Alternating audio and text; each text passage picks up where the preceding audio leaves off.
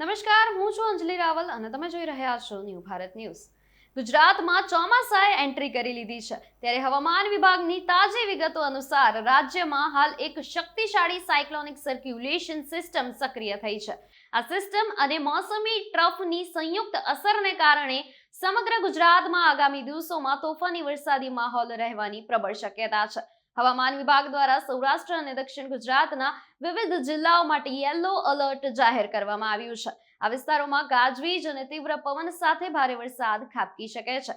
ચોમાસાની આ સિસ્ટમ સક્રિય થતાં જ સૌરાષ્ટ્રના અમરેલી અને ભાવનગર જિલ્લામાં ભારે વરસાદની આશંકા વ્યક્ત કરવામાં આવી છે. આ સિવાય ઉત્તર ગુજરાતના મહેસાણા અને સાબરકાંઠા સહિતના કેટલાક જિલ્લાઓમાં પણ આકાશ વાદળછાયું રહેશે અને વાતાવરણ વરસાદી બની રહેશે. વહીવટી તંત્ર દ્વારા કેન્દ્ર શાસિત પ્રદેશ દમણ અને દીવમાં પણ હળવાથી મધ્યમ વરસાદી માહોલ સર્જાવાની સંભાવના વ્યક્ત કરવામાં આવી છે. તો બીજી તરફ અમદાવાદ અને ગાંધીનગર જેવા મધ્ય ગુજરાતના મુખ્ય શહેરોમાં સહ્ય ઉકળાટ વચ્ચે પવન સાથે વરસાદી ઝાપટા પડવાની પૂરેપૂરી શક્યતા છે. આવા જ વધુ અપડેટ્સ જોવા માટે જોડાયેલા રહો ન્યૂ ભારત ન્યૂઝ સાથે. નમસ્કાર.